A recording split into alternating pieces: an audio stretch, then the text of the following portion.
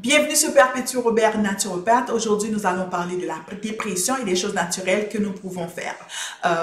Souvent, quand les gens sont dépressifs, ils vont avoir une ordonnance médicale, mais ils vont négliger la partie santé, hein. Ils vont négliger la partie alimentaire. Donc, si vous êtes quelqu'un qui est souvent dépressif, examinez votre alimentation, allez reviser votre régime. En outre, un régime qui est riche en plantes, un régime qui est riche en fruits et en légumes, et le jeûne intermittent et une bonne exposition au soleil, ça nous aide énormément. En outre, la vitamine D est très bénéfique. J'ai beaucoup de vidéos qui parlent de l'importance de la vitamine D. Je vous invite à aller regarder. Et en attendant, je vous invite également à liker la vidéo, à presser sur la cloche pour être abonné pour avoir part à nos vidéos quand elles vont sortir.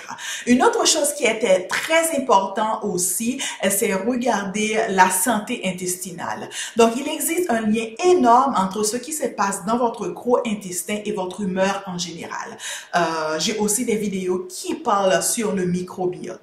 Donc, au niveau de votre gros intestin, il y a plein de microbes, il y a plein de bactéries à l'intérieur. Donc, quand il y a un déséquilibre entre ces bons et ces mauvais bactéries-là, ça agit sur notre humeur, ça agit sur notre santé en général. En outre, ça agit aussi sur l'humeur parce qu'il y a une relation entre l'humeur, entre l'intestin et tout ce qui passe au niveau du cerveau. Il y a un microbe en outre qui est très important pour l'humeur. On l'appelle le Lactobacillus bifidobacterium. On peut les trouver en source alimentaire. On parle du fromage, on parle du chou fermenté, on parle des cornichons également. Donc, ce microbe-là, il paraît, ce serait bénéfique pour fabriquer certains neurotransmetteurs. On parle des neurotransmetteurs comme le GABA et la sérotonine. Ce qui arrive, c'est que quand on mange ces aliments-là qui sont fermentés ou ces aliments-là qui vont supporter nos microbes, ces aliments-là vont influencer ces microbactéries-là, en outre le Lactobacillus bifidobacterium. Ce qui va arriver, ça va sécréter ça va fabriquer des neurotransmetteurs comme on a dit le GABA et la sérotonine. En fait, c'est exactement ce que fait les médicaments. Ils vont aller jouer sur ces neurotransmetteurs-là.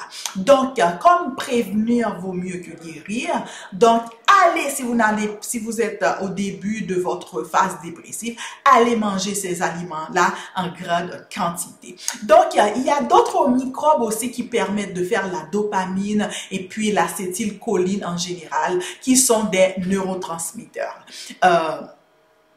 Donc, si vous avez une alimentation qui est riche en ça, ça va aller jouer sur ces neurotransmetteurs-là qui agissent sur votre humeur.